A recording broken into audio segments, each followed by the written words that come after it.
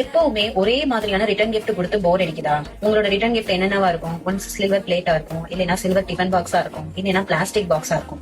இதையே நம்ம கொடுக்குறோம் அப்படின்னு சொல்லி உங்களுக்கு போர் அடிக்குதா? என்ன கொடுக்கலாம்னு ஒரே கன்ஃபியூஷனா இருக்கீங்களா?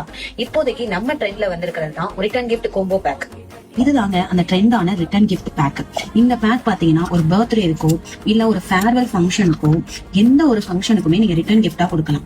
நார்மலா ஒரு ரிட்டர்ன் கிஃப்ட் ஃபங்க்ஷனுக்கு எவ்வளவு ஸ்பெண்ட் பண்ணுவீங்க? ஒரு 100 rupees ஸ்பெண்ட் பண்ணுவீங்க. அந்த 100 rupeesல உங்களுக்கு என்ன கிடைக்கும்? ஒரே ஒரு சிங்கிள் ப்ராடக்ட் தான் கிடைக்கும்.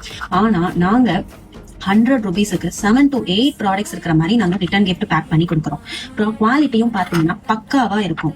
ஸோ இந்த மாதிரி பல்க் ஆர்டர்ஸும் ஆல்ரெடி போயிட்டு தாங்க இருக்கு.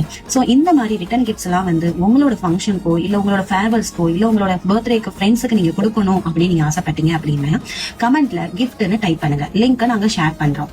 அப்படியே நம்ம பேஜை ஃபாலோவும் பண்ணுங்க.